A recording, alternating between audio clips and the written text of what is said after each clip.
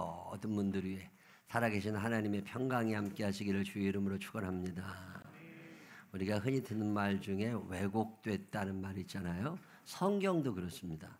우리가 성경을 많이 알기는 아는데 이게 말씀이 이상하게 해석되는 경우들이 너무너무 많이 있거든요. 오늘은 그런 얘기를 좀 하려고 그래요.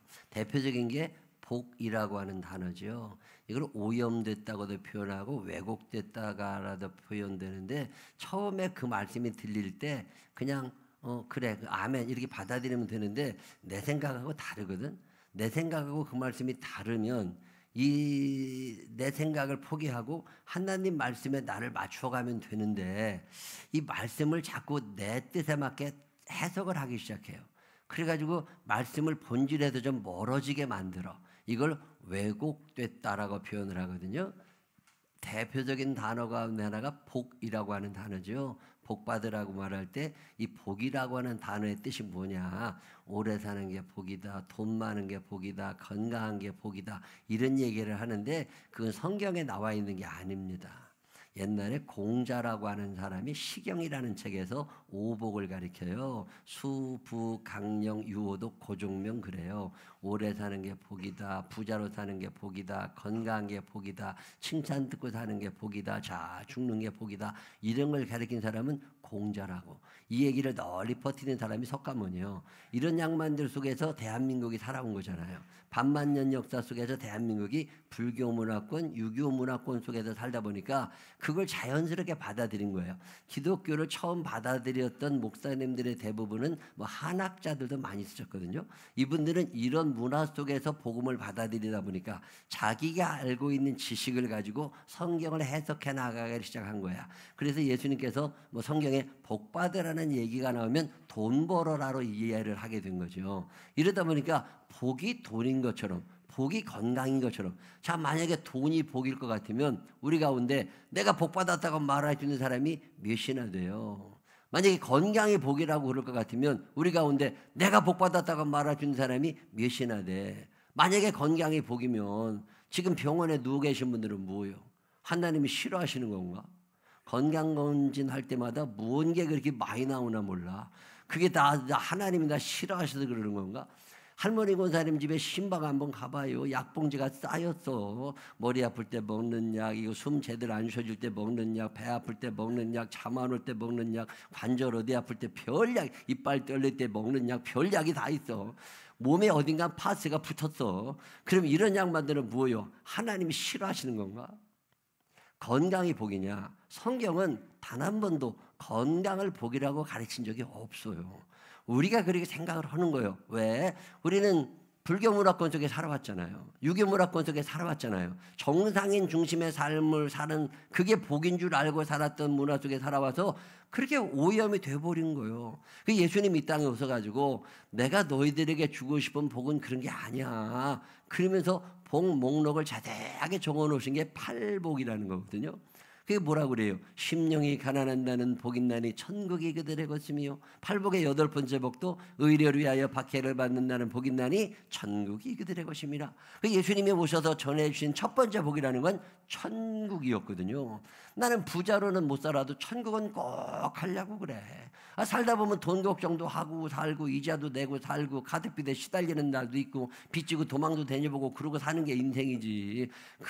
그렇지만 그런 삶을 산다 할지라도 내가 천국을 놓치고 싶지는 않아. 왜? 내게 있어서 제일 귀한 복이 천국이라는 걸 아니까 그래요. 오직 천국의 복만 사모하며 사니 주여 내 작은 이름 기록하옵소서. 주가 나의 이름 보좌 앞에 놓인 어린 양 생명책에 기록하셨을까. 내 이름이 천국 생명책에 기록되어 있는 것을 축복으로 여기며 살게 되시기를 바랍니다. 난 돈은 좀 없어도 천국은 가려고 그래. 그런 마음이 있으신 분들 아멘 한번 해봐. 근데 참 묘한 일은요, 내가 그 천국을 복으로 알고 그 나라를 사모하며 그 나라에 나를 맞추어 살아가려고 하다 보니까 먼저 그의 나라와 그의 의를 구하며 살아가는 이들에게 주시마 약속하신 무엇을 먹을까, 무엇을 입을까, 무엇을 염려하지 않아도 되는 복을 주시는 거잖아요. 이게 1+5의 축복이라고 그러는 거예요. 덤으로 주시는 복들을 진짜 복으로 여기지 말고 하나님 주시려는 본질의 복을 사모하며 살게 되시기를 바랍니다. 우리가 복에 대해서 너무 오해를 많이 하고 복음을 왜곡하고, 그래서 돈 있으면 복 받았고 돈 없으면 하나님이 안 좋아하시고, 이런 이분법의 사고가 틀린 그런 단어 가운데 하나가 뭐냐면 가난이라고 하는 거예요. 참 묘한 일은요, 가난을 복으로 하라. 가난한다는 복이 있나니 천국이 그들의 것이미요라는 문장 때문에 그러는데, 그게 해석을 그렇게 하시면 안 되는 문장입니다. 그래서 마태라고 하는 사람은 이 가난을 잘못 설명할까 봐 그 앞에 심령이 가난한 자라고 하는 걸 못 박아두잖아요. 이 가난이라고 하는 말은 3일 굶었다는 말이거든요. 3일 굶은 사람을 가난한 사람이라고 그래요. 3일 굶은 사람은 밥 생각밖에 안 난다고. 앉으나 서나 밥 생각이야, 먹을 생각밖에 안 나. 그게 가난한 거거든요. 너희가 돌이켜 어린 아이들과 같이 되지 아니하면 결단코 천국에 들어가지 못하다는 말이 그 말이에요. 애들은 엄마가 없으면 못 삽니다. 아침부터 저녁까지 엄마에게 다 의존해 있는, 그래서 절대 의존의 감정이라고 그래요. 그 한 분에게 내 모든 감정이 몰입되어 있는 상태, 이게 어린 아이의 상태이거든요. 가난하다고 하는 말은 가난한 사람이 밥 생각에 다 내 생각이 박혀 있는 것처럼 하나님의 나라에, 예수 그리스도의 하나님의 말씀, 그 천국에 내 생각이 쫙 몰입되어 있는 사람들, 이 사람들을 가난한 사람이라고 그래요. 이거를 사회적 가난, 물질적 가난으로 이해하시면 안 됩니다. 그러다 보니까 우리가 가난한 사람은 하나님이 사랑하시는 사람이고, 부자들은 하나님이 미워하시는 사람이고, 죄가 많은 사람이고, 이런 이분법적 구조를 가지게 된다는 거죠. 제가 인천에 한번 부흥회 갔더니 그 목사님이 그런 얘기를 하세요. 이 교회에 부자들이 오는 걸 교인들이 싫어한대. 그게 왜 그러니까 죄인이라고 하는 의식이 있다는 거예요. 저 사람이 돈 버는 과정이 얼마나 많은, 그러면 가난한 사람들은 죄 안 짓고 사나? 가난해지는 것도 죄 얼마나 많아져야 되는 줄 아세요? 이게요, 이 가난한 사람은 의롭고 부자들은 정의롭지 못하고, 이런 이상한 생각들을 하고 있는 사람들이 많아가지고 교회가 시끄럽다는 거예요. 저 사람이 좀 돈을 벌었다, 저 사람이 좀 잘 산다 그러면 시기하는 사람이 생겨나고, 저거 뭐 비리가 있는 거, 이런, 이게 가난이 복인 것처럼 잘못 알고 있는 사람이 얼마나 많아. 이게 우리나라에 그 하용조 목사님 돌아가신 그분이 참 대단한 일을 하시던 게 뭐냐면, 부유함을 축복으로, 무조건 축복이라고도 묻지 않았지만 가난한 게 좋은 게 아니라 하나님이 주시는 복을 우리가 만들어낼 수 있어야 된다. 그래서 그 교회 부자들이 많이 옵니다. 오늘의 교회 이런 데들, 사랑의 교회, 옛날 옥하는 목사님, 왜 그래요? 그 사람, 하나님이 가난한 사람만 사랑하시는 게 아니야. 중산층도 사랑하시고 부유층도 사랑하시고 재벌들도 사랑하시고 하나님이 다 사랑하시는 거지. 왜 하나님이 가난한 사람만 사랑해? 이거 우리 계몽운동을 하셨던 분들이잖아요. 우리가 오해하는 게 너무 많습니다. 그 중에 오해 중에 하나가 뭐냐면 큰 자들에 대한 오해예요. 이게 지위가 높은 사람들이 있잖아요. 지위가 높거나 재력이 빵빵하거나, 지난주에 제가 말씀드린 것처럼 물질적 자아라는 게 있고 사회적 자아라는 게 있고 영적 자아라는 게 있는데, 물질적 자아가, 내가 좀 물질적 자아가 괜찮은 사람들은 내가 좀 여유가 있어, 돈이 좀 있어, 이런 사람들은 자기 스스로 좀 프라이드가 있는 거잖아요. 영적 자아, 사회적 자아, 자 그러면 물질적으로는 프라이드가 없어, 사회적으로도 프라이드가 없어, 영적으로는 내가 충만, 이게 쉽지 않습니다. 이게 다 잘 돼야 되거든요. 영혼이 잘 된 같이 범사가 잘 되고 강건한 거니까, 이 사회적으로도 물질적으로도 영적으로도 다 부유해져야 되잖아요. 근데 우리는 좀 큰 사람들이죠. 굉장히 잘 나가는 사람들, 그러면 뭔가 이렇게 거부감을 느끼는 듯한 느낌을 주는, 그리고 성경에는 없지만 우리나라 사람들이 참 좋아했던 단어 가운데 하나가 청빈이라는 거예요. 여러분, 청빈은 정말 궁상 떠는 거예요. 이 빈자 자체가 난 그 가난하다고 하는 게 마음에 안 들어. 이왕이면 부유하게 살게 되시기를 바랍니다.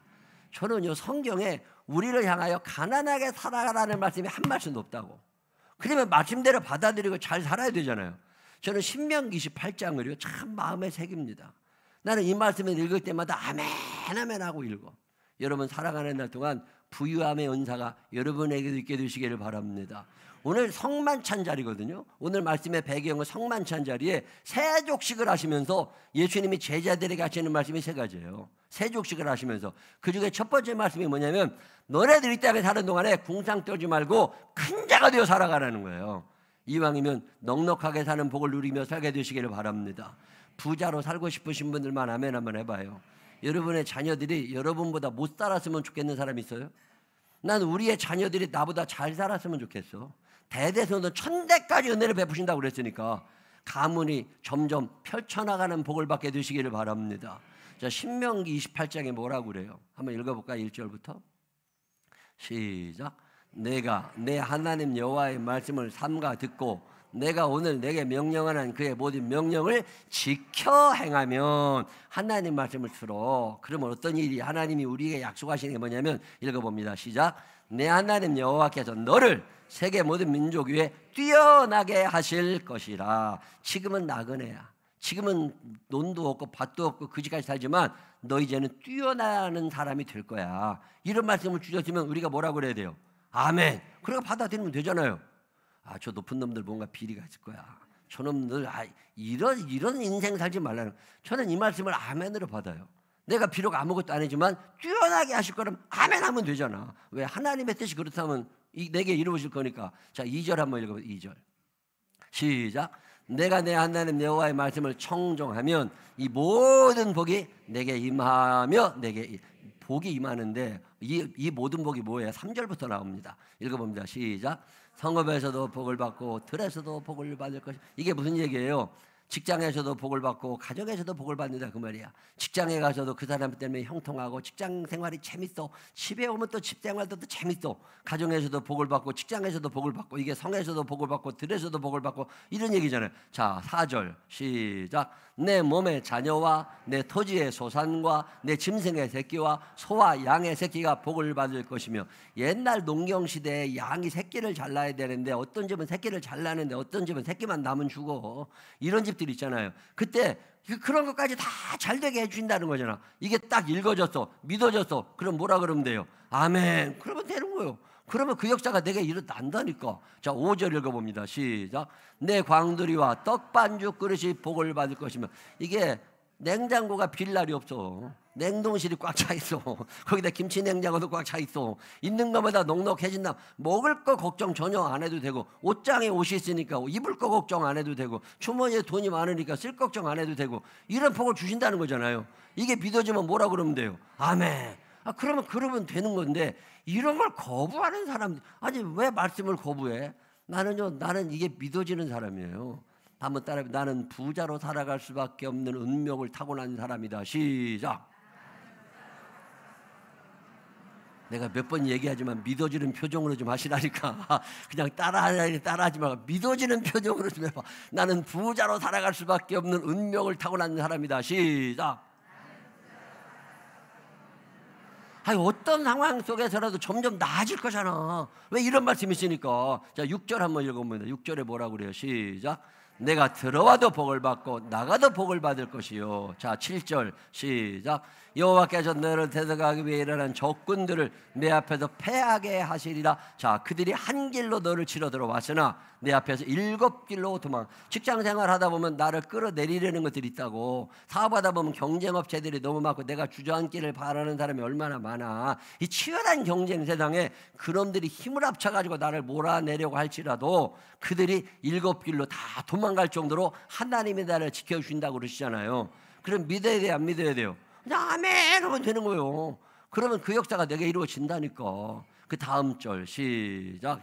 여호와께서 명령하사 내 창고와 내 손으로 하던 모든 일에 복을 내리시고 내 하나님 여호와께서 내게 주시는 땅에서 내게 복을 주실 것이며. 창고는 지어놨는데 창고가 비어있어.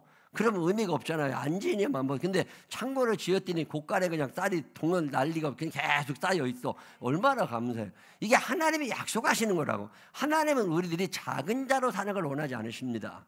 이왕이면 큰 자가 되시기를 바랍니다. 이왕이면 영향력이 좋은 사람들이 되시기를 바랍니다. 9절도 마찬가지입니다. 시작. 여호와께서 내게 맹세하신 대로 너를 세워 자기의 성민이 되게 하시니 이는 내가 내 하나님 여호와의 명령을 지켜 그 길로 행할 것임이니라. 10절 10절 땅의 모든 백성이 여호와 이름이 너를 위하여 불리는 것을 보고 너를 두려워하리라. 야, 저건 건드리면 안 돼. 저는 하나님하고 통하는 놈이야. 이런 어떤 두려움이 있을 만큼 하나님이 함께 하시는 사람이라는 거죠. 내가 지난 어느 교회 부흥회 갔더니 그냥 말은 전기 입찰하시는, 전기 공사하시는 분이라는데 업체가 그렇게 많다는데 1년에 관급 공사 몇 개 안 나온다는데 만약에 10개가 나오면 그냥 60%를 자기가 따온대. 막 사람들이 막 미쳐 죽으려고 그러는데 왜 너만 따가냐 그걸. 지금은 최고가가 아니잖아요. 최저가도 아니잖아요. 적정가가 있거든. 근데 이 사람이 써내는 가격이 되게 적정가래. 그래서 사업을 2개로 늘려가지고 부인도 하나 자기도 하나 2개를 하는데 남편이 되든지 부인이 되든지 둘 중에 하나가 된다네. 60%를 이 사람들이 그 전체 관급 공사를 다 가져왔대.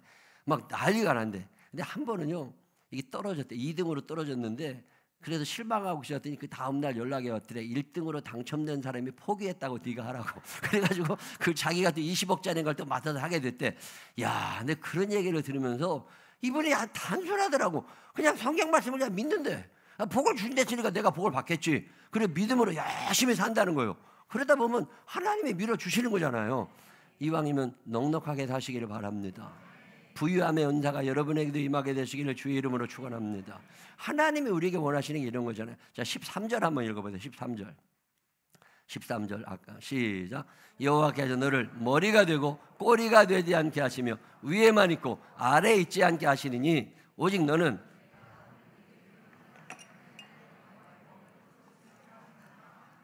꼬리가 되는 게 좋아요, 머리가 되는 게 좋아요? 하나님이 약속하신 거잖아요. 너 위에 있어라, 아래에 있지 말아라. 그러면 뭐라 그러면 된다고? 아멘.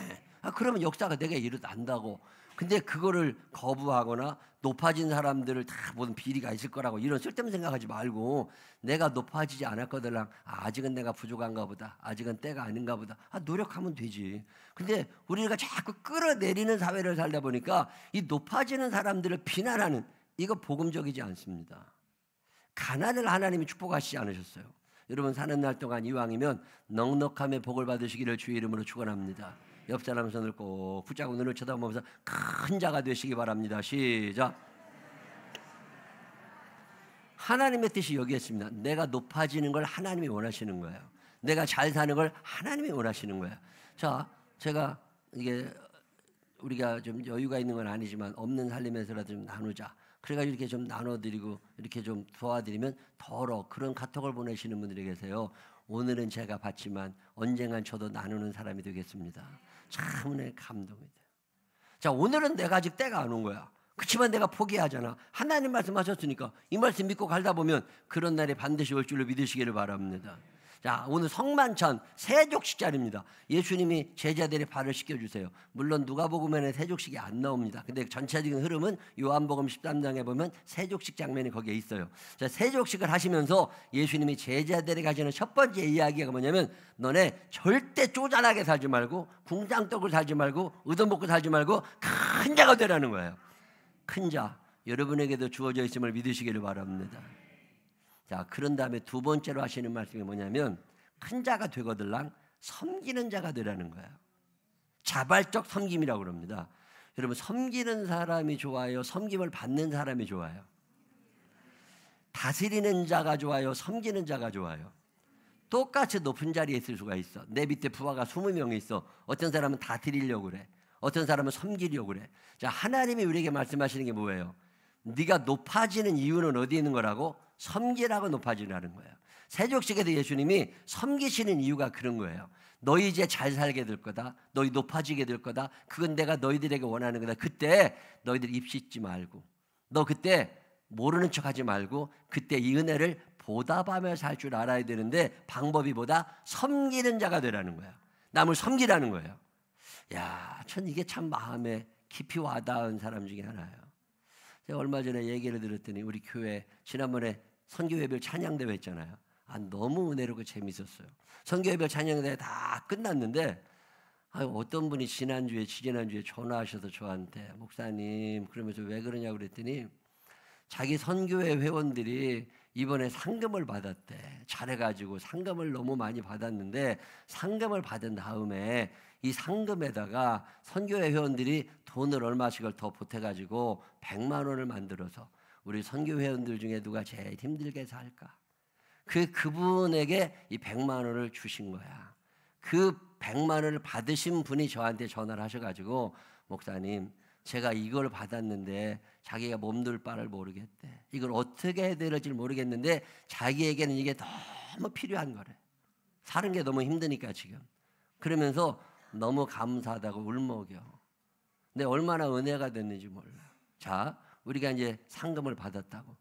근데 그때 누군가 이런 우리가 이렇게 하나님의 상금을 주신 이유는 섬기라고 주시는 걸 거야. 그리고 자기들이 거기다가 10만 원씩을 더 보태가지고 100만 원을 만들어가지고 자기 선교 회원들 가운데 제일 어렵다고 느끼는 사람한테 오른손에 하는 일 왼손이 모르게 쓱 전해주신 거야. 참, 내 목사로서 말이죠. 참 감사하다. 내 목회 잘하고 있구나. 얼마나 감사했나 몰라. 이 높아져야 섬길 수 있잖아요. 있어야 섬길 수 있잖아요. 난 요즘 연말이 되면요, 우리 엄마 생각이 나. 우리 엄마가 연말이 되면 나한테 꼭 전화해. 돈 내놓으라고. 아니 당신이 돈 많으면서 왜 그지까지 벼룩이 간을 빼먹지 나한테 돈을 달라고 그러냐. 그러면요 5만 원이라도 내놔. 그래가지고요 꼭 챙겨가. 정말 그 챙겨가가지고 나한테만 뺏어가는 게 아니더라고. 우리 형한테도 동생한테도 다 5만 원 10만 원 뺏어다가요. 그걸 모아가지고서 당신이 1년 동안 교회 신앙생활 하는 가운데 우리 속도원 가운데 제일 어렵게 사시는 분에게 그걸 갖다가 줘. 이거 집사님 이거 우리 애들한테 뺏어온 돈인데 가져. 그래가지고 이거 용기를 잃지 말고 믿음으로 살아가라고. 매년마다 그 일을 하셨어. 이때가 되면요 그 생각이 나요. 제가 우리 어머님이 저희 집에 살다서 마지막 돌아가시기 전에 저희 집에 계셨는데 이제 아프시니까 위문을 우리 집으로 오십니다. 근데 그때 저 같은 교회 다니시던 권사님 한 분이 오셨어요. 그래서 혼자 오셨더라고.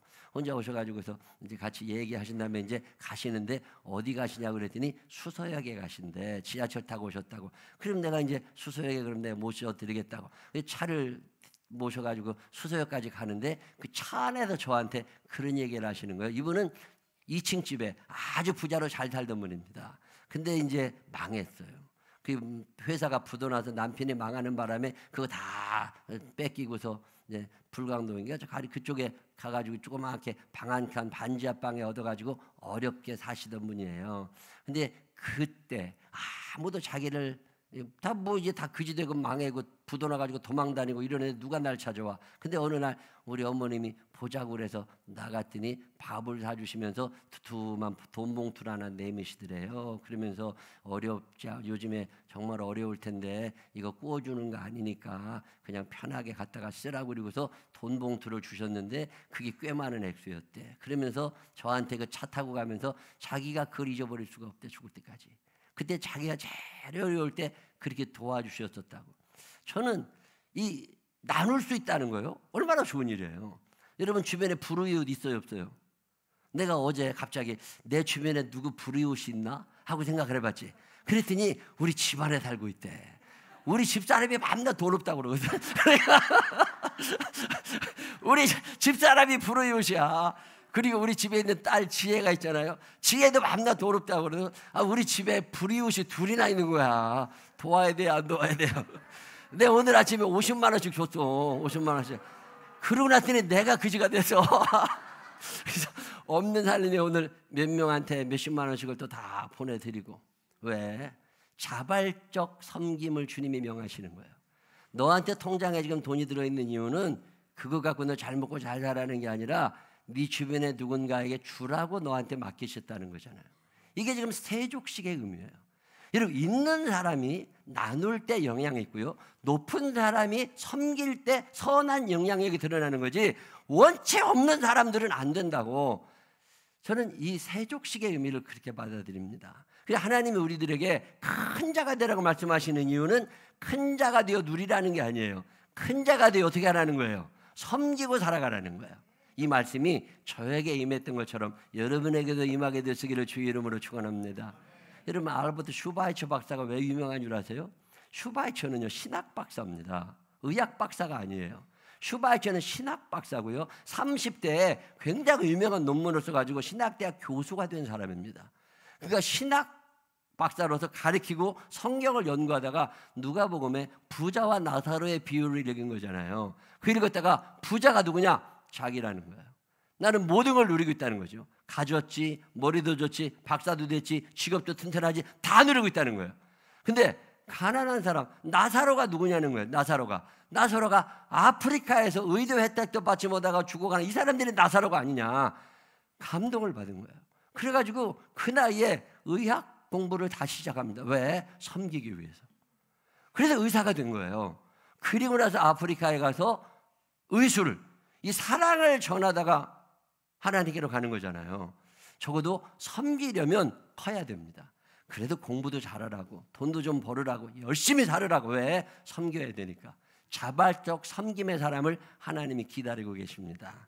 우리 생명나무 교회가 이 사역을 잘 감당하게 되시기를 주의 이름으로 축원합니다.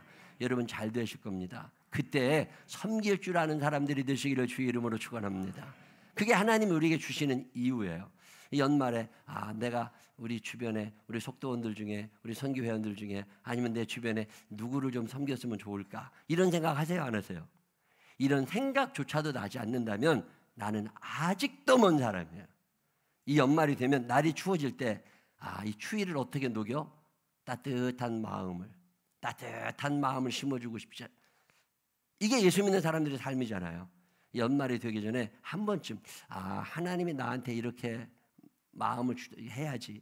뭐 좀 돈을 주기, 밥이라도 한 끼 사주고 문자라도 하나 보낼 수 있고 따뜻한 위로가 필요한 사람들에게 위로 가능하잖아요. 세족식이 그런 거예요. 꼭 발을 씻겨줘서가 아니라 그의 삶에 내 섬김에. 오늘 본문에서 제자들은 다스림을 얘기합니다. 내가 높아져서 다스리고 싶다는 거예요. 근데 예수님이 뭐라고 그러세요?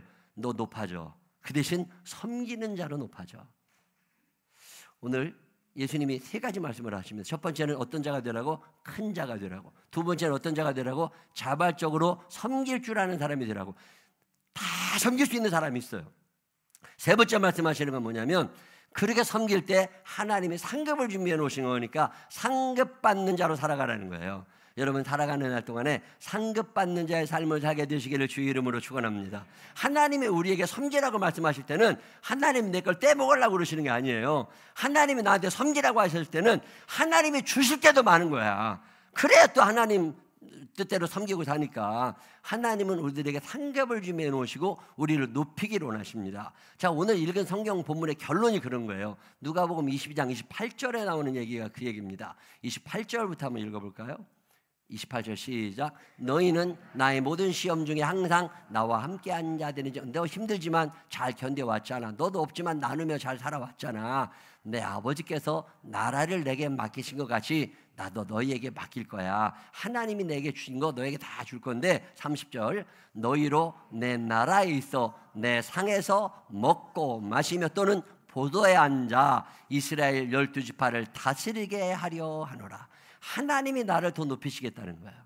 내가 너를 더 높여줄 거니까 너희들 포기하지 말고 이 땅에 사는 동안 큰 자로 살아. 그리고 섬기는 자로 살아. 그러면 상급이 너희에게 있을 거야. 이게 세족식의 의미거든요. 근데 우리는 밤낮 없는 것만 자꾸 생각하고 밑에 왜곡하지 말라는 거잖아요.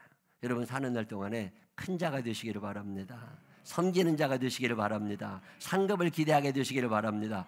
내가 잘 살아야 되는 이유, 내가 잘 살 수밖에 없는 이유는 왜 그래요? 일단은 하나님의 말씀이 그렇게 있는 거고 그 말씀에 내가 아멘 한 거고 또는 하나님이 나를 통하여 섬길 사람들이 많으니까 이 사명이 저에게도 있고 우리 교회에도 있고 여러분에게도 있음을 알아. 열심히 여러분의 재주와 여러분의 능력 또는 여러분의 예물 이 모든 것들을 가지고 섬기며 살아갈 수 있는 따뜻한 사람들이 되시기를 주의 이름으로 축원합니다. 기도하겠습니다. 좋으신 아버지 하나님, 뭘 자꾸 달라고만 하는 어리석은 자가 되지 않게 하시고 내가 높아진 다음에 내가 잘 된 다음에 남을 다스리려는 자가 되지 않게 하시고 섬기는 자가 되어 살아갈 수 있는 우리들이 되게 하여 주옵소서. 세족식에서 주님이 말씀하셨던 이 말씀 우리 마음에 담아 살게 하여 주시어서 우리를 통하여 예수 그리스도의 향기가 점점 드러나게 하여 주옵시고 하늘의 상급이 큰 믿음의 사람들 되게 하여 주옵소서. 축복하여 주님을 찬양합니다. 예수님 거룩하신 이름으로 기도드렸습니다. 아멘.